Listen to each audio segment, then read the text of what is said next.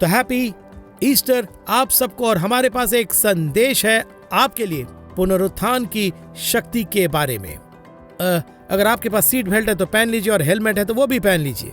दरअसल ये समय है आनंद लेने का, और हमारा बेटा हैरिसन एक बहुत ही शानदार संदेश लेकर आया जिसे हम आपके साथ साझा करना चाहेंगे। तो अब अभी जो करें उसे थोड़े से समय के लिए अलग कर दे और अगले 30 मिनट हमारे साथ बिताइए और पुनरुत्थित उद्धारकर्ता के बारे में सुनिए। हाय, मैं बेलस कॉलोनी हूँ। जीवन में हम सब अनिश्चितता देखते हैं, फिर चाहे वो आर्थिक समस्या हो, रिश्ते में दरार हो, स्वास्थ्य समस्या हो, या फिर आपके उद्देश्य को जानने की बात हो। एक बात तो पक्की है, परमेश्वर आपको देख रहे हैं, वो आपको चाहते हैं, पर चाहे आप किसी भी सामना क्यों न कर रहे हो, उसके पास उसका जवाब है।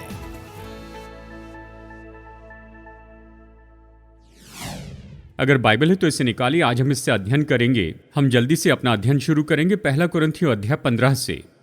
पहला कुरिन्थियों अध्याय 15। और यदि मुझे नहीं जानते तो मैं परिचय दूं। मेरा नाम है हैरिसन, मैं यहाँ पर एक पास्टर हूँ।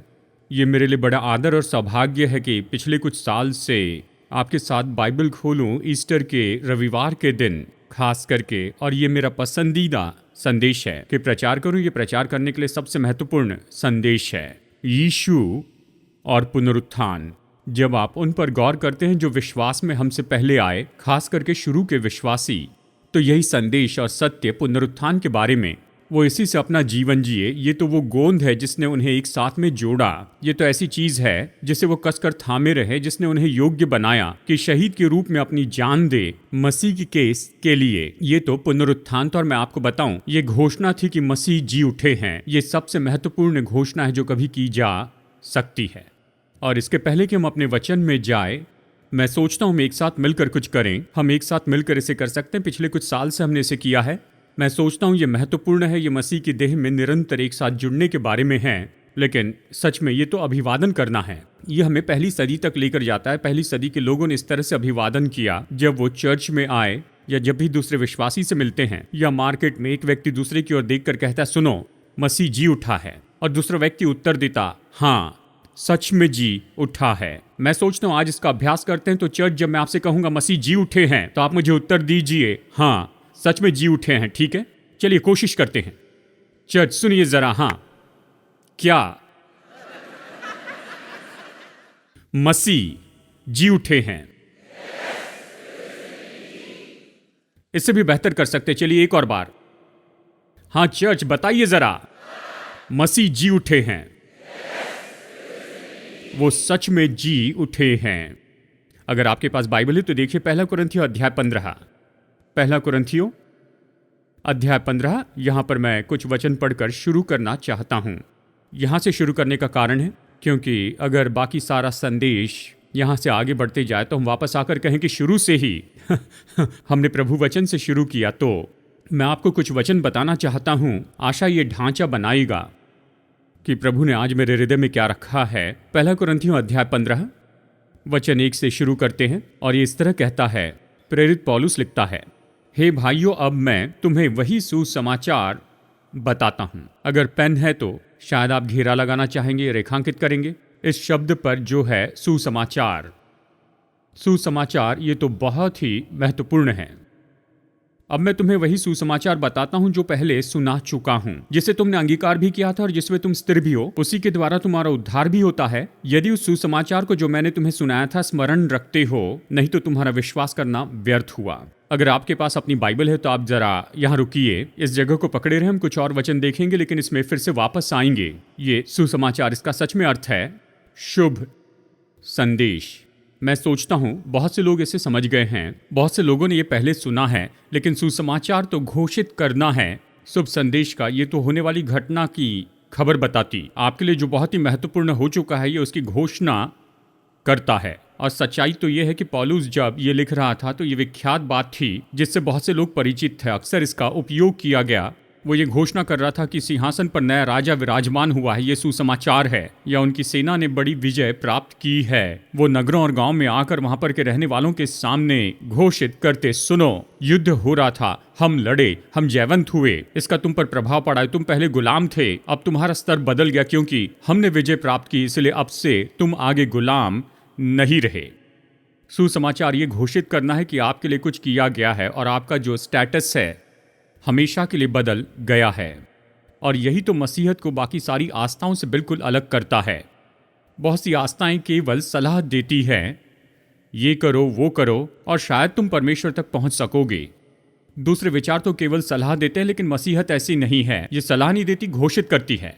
मसीहत तो ये घोषणा करना है कि आपके लिए कुछ कर दिया गया है, यीशु ने किया है, अब उसके द्वारा आपका स्तर बदल गया है सदा के लिए।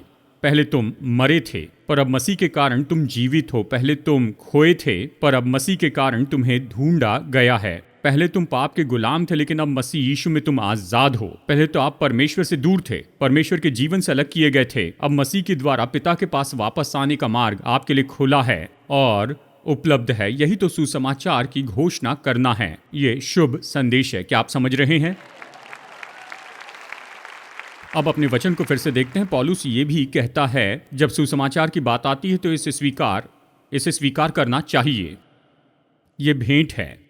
मुझे उसके सुसमाचार की घोषणा को स्वीकार करना। अगर ऐसे करते हैं तो इसका परिणाम है उद्धार पाते हैं। यहां पर उद्धार ये जो शब्द है ये ग्रीक शब्द है सोजो। अब देखिए, इस शब्द में ये विचार भी जुड़े हैं कि पापों की क्षमा हुई, धन्यवाद यीशु, पापों की क्षमा के लिए उद्धार का भाग है, पर साथ ही आशीषें भी पाई हैं, धन्यवाद यीशु, आशीष के लिए, धन्यवाद यीशु, उद्धार के लिए। और इसमें छुटकारे का विचार भी है आपके शत्रुओं से। ये तो सुसमाचार की अच्छी खबर है।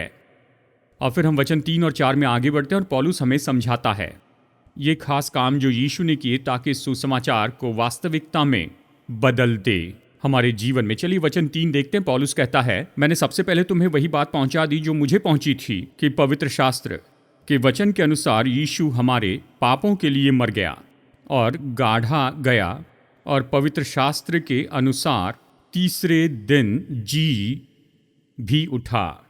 यहाँ पर यीशु के सुसमाचार की 3 बातें हैं। वो मरे, गाढ़े गए और फिर से जी उठे। ये सब वचन के अनुसार है। ये वचन की भविष्यवाणियों को पूरा करना है। इन 3 बातों को जब एक साथ जोड़ते हैं तो ये मिलकर सुसमाचार बनाता। बात यह है आपके पास ये तीनों होनी चाहिए, क्योंकि अगर तीनों नहीं है तो ये पूरा सुसमाचार नहीं है। और अधूरा सुसमाचार तो सुसमाचार है ही नहीं।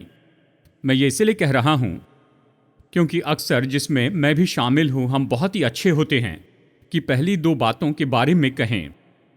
हम बहुत अच्छे हैं कि यीशु वहां पर क्रूस पर लटकाए गए, उसने प्रायश्चित के वो शब्द कहें, क्रूस के लिए प्रभु का धन्यवाद। मुझे गलत मत समझिए, धन्यवाद यीशु, क्रूस के लिए, आपके लहू बहाने के लिए धन्यवाद। लहू बहाए बिना पापों की क्षमा तो नहीं थी, क्रूस के लिए धन्यवाद। कई बार मैं सोचता हूं कि हम यीशु को ऐसे ही क्रूस पर छोड़ देते हैं। कई बार हम सोचते हैं हम बहुत अच्छे हैं कि गुड फ्राइडे के उस हार को बताते जाएं, पर जोर देना भूल जाते हैं ईस्टर की उस महान विजय पर। अगर मैं सच कहूं, अगर इस बात को देखूं, अपने खुद के प्रचार के बारे में कहूंगा, मुझे पूछना चाहिए कितनी बार मैंने सच में यीशु को वहां पर क्रूस पर ही छोड़ दिया, उसके पुनरुत्थान की सामर्थ के बारे में कहे बिना ही। क्योंकि देखिए, पुनरुत्थान के बिना यह अधूरा सुसमाचार होगा। क्योंकि यदि यीशु जीवित नहीं हुए तो यह सच में सुसमाचार नहीं है।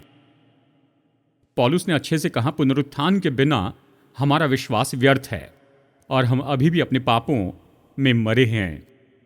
ये तो पुनरुत्थान है जो कहानी पूरी करता है। ये पुनरुत्थान है जो विजय लाता है। उसके बारे में सोचिए। इसलिए हम यीशु को प्रभु कहते हैं, क्योंकि वो मृत्यु पर जयवंत हुए, क्योंकि उसने नरक पर विजय प्राप्त की है और कब्र पर। ये तो हमारे सबसे बड़े और पुराने शत्रु हैं। लेकिन अब पुनरुत्थान के कारण, उसकी सामर्थ के कारण, मृत्यु अब शत्रु नहीं रही।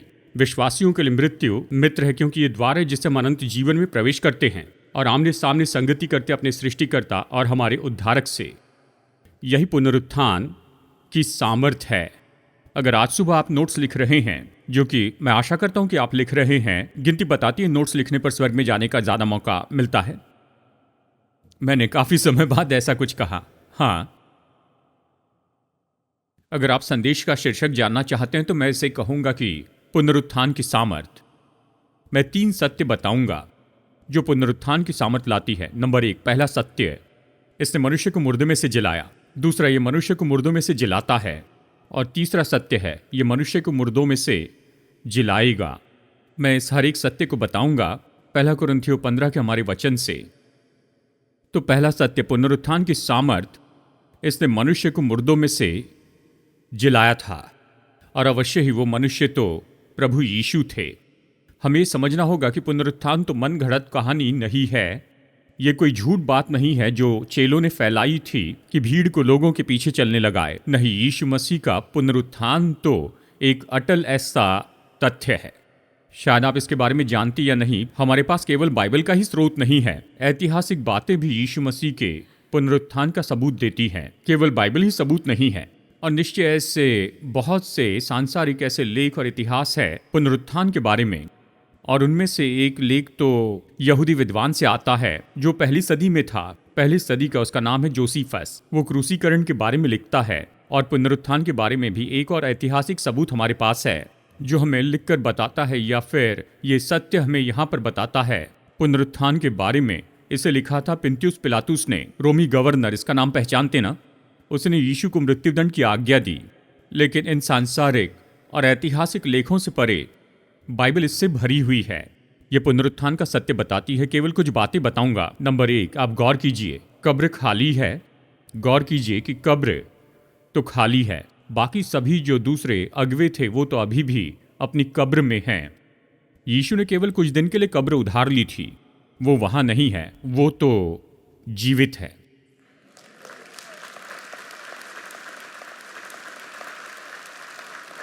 यूहन्ना 20 में आप ये घटना पढ़ सकते हैं। ईस्टर की सुबह में से पढ़ते हैं। मरियम कब्र के पास आती है। वो वहां पर पहुंचती है और कुछ बातें देखती हैं कि रोमी सिपाही जिन्हें वहां पर खड़े होना था वो भाग गए, चले गए। अब वो वहां पर नहीं थे। और उसने ये भी देखा कि वो बड़ा पत्थर जो यीशु की कब्र के सामने रखा गया कि उसे अंदर रखे, वो हटा दिया गया है। और मरियम झांक कर कब्र में देखती है और वो ये जानती है कि यीशु वहां पर नहीं है। तो वो दौड़ कर जाती है और बताती है पतरस को, और यूहन्ना को लेकर आती है। और यूहन्ना 20 में इसके बारे में लिखा है कि पतरस और यूहन्ना वहां पर दौड़ कर जाते हैं। यूहन्ना लिखता है कि मैं पहले कब्र पर पहुंचा और ये कहता है कि उन्होंने भीतर देखा और उन्होंने जाना कि यीशु वहां पर नहीं है, वो जी उठे हैं, फिर से जीवित हुए। और ये केवल मरियम नहीं, और केवल पतरस नहीं, और केवल यूहन्ना ही नहीं, पर सच में पूरा यरूशलेम वो खाली कब्र देखने के लिए आया था। याद रखिए, ये सब कुछ हो रहा था फसह के पर्व के समय में। ये बहुत बड़ी बात है क्योंकि फसह के समय में यरूशलेम की जनसंख्या लगभग 10 गुना बढ़ जाती थी। और उस समय लोग यात्रा करके पूरे संसार से आते थे। वो यरूशलेम में आए थे कि फसह मनाए। और जब ये खबर वहां पर फैल गई कि यीशु वो यहूदी रब्बी अभी अपने कब्र में नहीं हैं, पत्थर लुढ़का दिया गया और कब्र खाली है, आपको मानना होगा कि पूरा यरूशलेम वहां पर गया, कब्र में झांक कर देखा होगा कि क्या ये सच है। और फिर वो वापस सारे संसार में चले गए, अपने नगरों और गांवों में चले गए और बताया कि यीशु मसीह जीवित है। और केवल मरियम के शब्द मत लीजिए, पतरस और यूहन्ना के शब्द मत लीजिए फसह के समय के उस बड़ी भीड़ के शब्दों को, लेकिन मेरे शब्दों को लीजिए। मैं वहां गया हूं, मैंने कब्र को भीतर से छुआ, मैं कब्र के अंदर गया, मैंने अपनी दोनों आंखों का उपयोग किया और देखा वो वहां नहीं है, वो कब्र तो खाली है। ये पुरानी कहावत है, पत्थर इसलिए नहीं लुढ़का दिया गया कि यीशु बाहर आ सके, लेकिन पत्थर इसलिए लुढ़काया गया ताकि हम भीतर जा सके।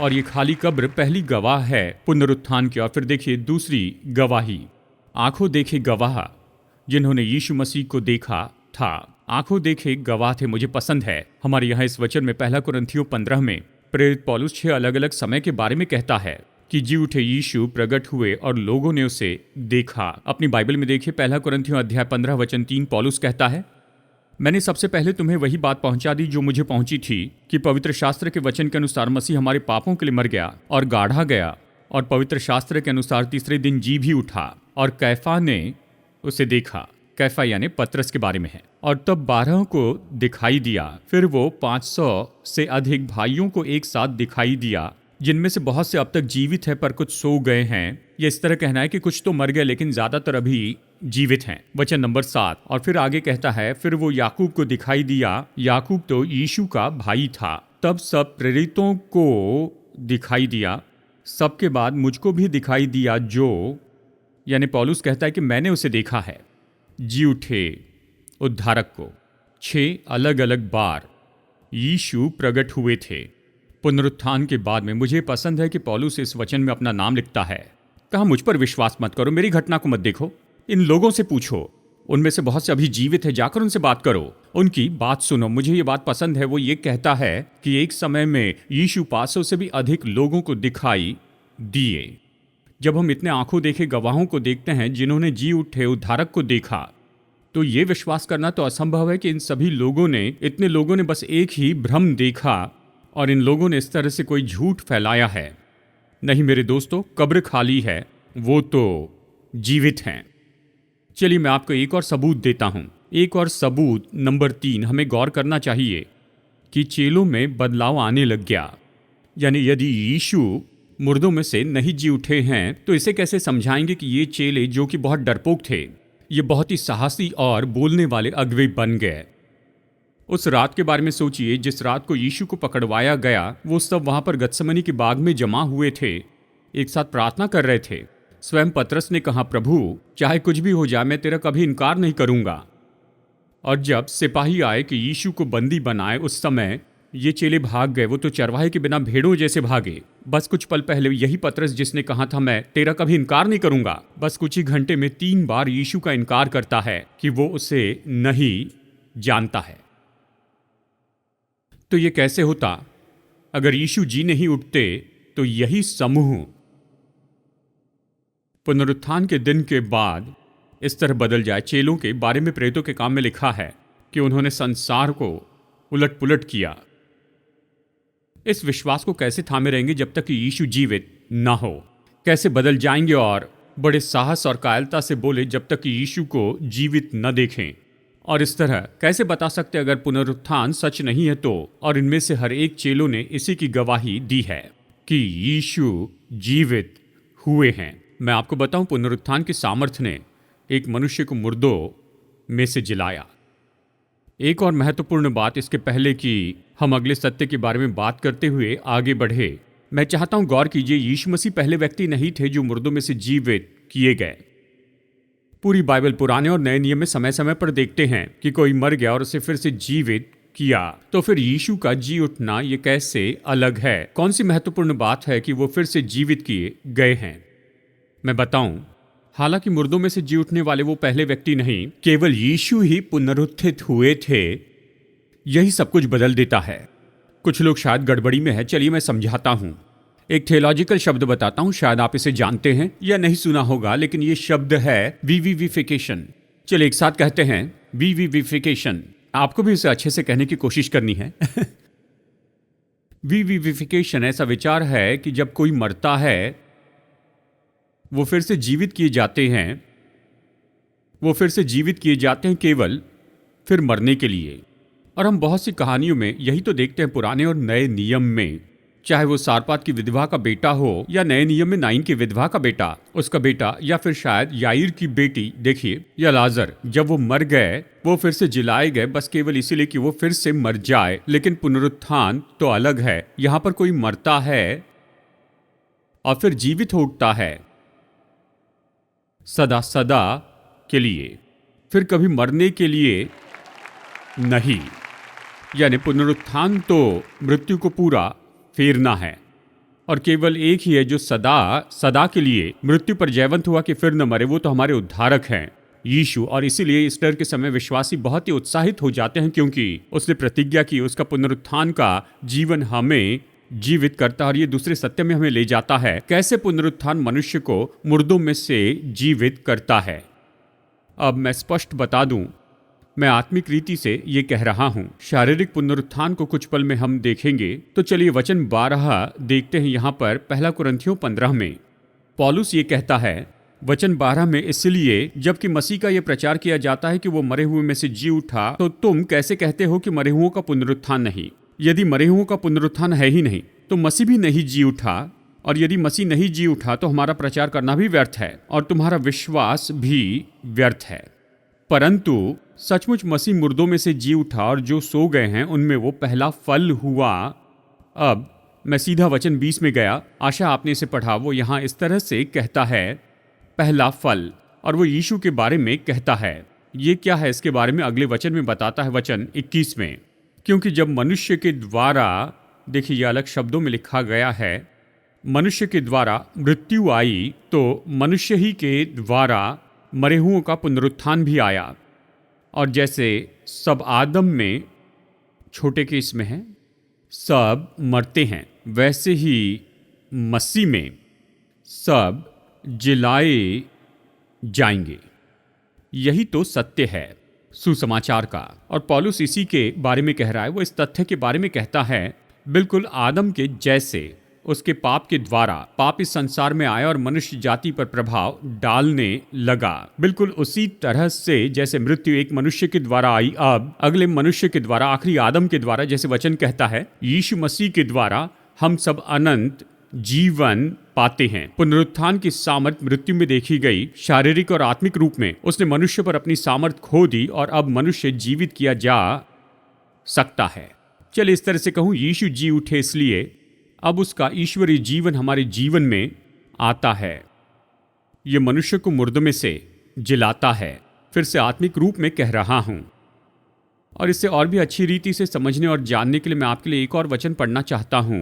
ये तो प्रेरित पौलुस का एक और वचन है। मुझे यहां पर यह भाषा पसंद है और मैं मानता हूं ये तो पुनरुत्थान की सामर्थ के बारे में बहुत बड़ी समझ देता है। देखिए रोमियो अध्याय 8, रोमियो 8 के इस वचन से शायद आप बहुत ही परिचित होंगे। वचन 10 में पौलुस रोमियो की कलीसिया को लिखता है, यदि मसीह तुम में है तो देह पाप के कारण मर गई है, परंतु आत्मा धर्म के कारण जीवित है। यदि उसका आत्मा जिसने यीशु को मरे हुए में से जिलाया तुम में बसा हुआ है, तो जिसने मसीह को मरे हुए में से जिलाया वो तुम्हारी नश्वर देहों को भी जिलाएगा। इस तरह से कहता है पुनरुत्थान की सामर्थ, वो पुनरुत्थान की सामर्थ देगा अपनी आत्मा के द्वारा जो तुम में बसा हुआ है। आपको इसे समझना होगा अगर आप यीशु में अपना विश्वास रखते हैं। वचन ये कहता है, वही सामर्थ जिसने उसे मुर्दों में से जिलाया, वही पवित्र आत्मा आकर अभी आप में वास करता है। वो आपके जीवन में लेकर आता है वो अलौकिक जीवन, पुनरुत्थान की सामर्थ लाता है आपके नश्वर देहों में। शायद नहीं समझ पाए, चलिए इस तरह से कहता हूं, पुनरुत्थान तो केवल उत्सव मनाना नहीं है, पुनरुत्थान तो एक अनुभव है। ये तो सामर्थी अनुभव है, ये तो व्यक्तिगत अनुभव है। इसलिए प्रेरित पौलुस बाद में फिलिपियों की कलीसिया के विश्वासियों को लिखकर इस तरह से कहता है कि मैं उसे जानूं, यानी जी उठे यीशु मसीह को, कि मैं उसे जानूं, उसमें पाया जाऊं और उसके पुनरुत्थान की सामर्थ का अनुभव करूं। ये केवल उत्सव मनाना नहीं, ये तो अनुभव है। इसका क्या अर्थ है? यही कि ईस्टर साल में एक बार रविवार में उत्सव मनाने का समय नहीं कि आप अच्छे कपड़े पहनकर चर्च में आते हैं ताकि अपनी मां को खुश करें। जब ईस्टर आपके लिए कहानी से बहुत बढ़कर होता है, जब आप विश्वास करते हैं मसीह पर और क्रूस पर उसके पूरे किए गए काम पर और खाली कब्र पर, जब आप ऐसा करते हैं तो बाइबल घोषित करती है तो परमेश्वर की ईश्वरीय सामर्थ आपके जीवन में खोली जाती है। और बिल्कुल यही पवित्र आत्मा जिसने यीशु को मुर्दों में से जिलाया वो आकर आप में वास करने लगता है। उसकी सामर्थ इतनी अलौकिक और ईश्वरीय है, यह आपको पूरी तरह से बदल देती है, अंदर से बाहर तक। देखा जाए तो ये इतना अलौकिक है। यीशु ने कहा यह सामर्थ ऐसे जैसे कि मानो नया जन्म पाए। इसलिए हम कहते हैं नया जन्म पाए विश्वासी, क्योंकि पुनरुत्थान के शब्दों ने और उसकी सामर्थ ने हमें बदल दिया है अंदर से बाहर। प्रेरित पौलुस 2 कोरिन्थियों 5:17 में आगे ये कहता है, यदि किसी ने मसीह पर विश्वास किया है तो वो नई सृष्टि हैं। आप अंदर से बदल गए हैं, पुराना मनुष्यत्व चला गया और सब कुछ बिल्कुल नया हो गया है। आत्मिक रीति से कहे तो ये बाइबल में है, यह हमें बताता है कि पुनरुत्थान के पहले यही हमारा स्तर था। हम पाप के गुलाम हो गए थे, हम अपनी शरीर की अभिलाषा के गुलाम थे। इफिसियों 2 कहता है हम मरे थे अपने पापों में और अपने अपराधों में। लेकिन अब पुनरुत्थान के कारण, क्योंकि ईश्वरीय जीवन और परमेश्वर की सामर्थ हम में रहती है, अब हम पाप के गुलाम नहीं रहे। तो अब हमारा स्तर बदल गया है, हम परमेश्वर के बेटे और बेटियां हैं। हम मसीह यीशु में जीवित है और पुनरुत्थान की सामर्थ यह आत्मिक रीति से मरे हुए मनुष्य को जीवित करती है। और ये आत्मिक अलौकिक पुनरुत्थान के द्वारा बाइबल कहती है कि हम तो जो हमसे प्रेम रखता है उसके द्वारा हम जयवंत से बढ़कर हैं। मैं आपसे कहता हूं पुनरुत्थान की सामर्थ ये उद्धार लाती है, यह आत्मिक रीति से मरे हुओं को जिलाती है। और अंत में नंबर 3 यहीं पर हम खत्म करेंगे। पुनरुत्थान की सामर्थ ये मनुष्यों को मुर्दों में से जीवित करेगी। अब हम भविष्य के बारे में कहते हैं। यीशु के पुनरुत्थान के कारण आपके और मेरे पास में ये शाश्वती है कि एक दिन जब हम इस शारीरिक देह को छोड़ देंगे तो ये सब खत्म नहीं होगा, लेकिन सच में हम पहले से भी ज्यादा जीवित होंगे। उस पल हम अनंत जीवन में कदम रखेंगे। जैसे मसीह जिलाए गए वैसे मैं भी जिलाया जाऊंगा और नए जीवन में मैं चलूंगा अनंत काल में। पौलुस ये कहता है यहां पर हमारे इस वचन में, पहला कुरिन्थियों अध्याय 15 वचन 51 में पौलुस कहता है, मैं तुमसे भेद की बात कहता हूं, हम सब नहीं सोएंगे परंतु सब बदल जाएंगे। क्षण भर में, पलक मारते ही अंतिम तुरही फूंकते ही होगा, क्योंकि तुरही फूंकी जाएगी और मुर्दे अविनाशी दशा में उठाए जाएंगे और हम बदल जाएंगे। वचन 53। अवश्य नाशवान देह अविनाश को पहन ले और मरणहार देह अमरता को पहन ले। और जब ये नाशवान अविनाश को पहन लेगा और मरणहार अमरता को पहन लेगा तो वो वचन जो लिखा है पूरा हो जाएगा। जय ने मृत्यु को निगल लिया। हे मृत्यु तेरी जय कहाँ रही? हे मृत्यु तेरा डंक कहाँ रहा? मृत्यु का डंक पाप है, पाप का बल व्यवस्था है, परंतु परमेश्वर का धन्यवाद हो जो हमारे प्रभु यीशु मसीह के द्वारा हमें जयवंत करता है।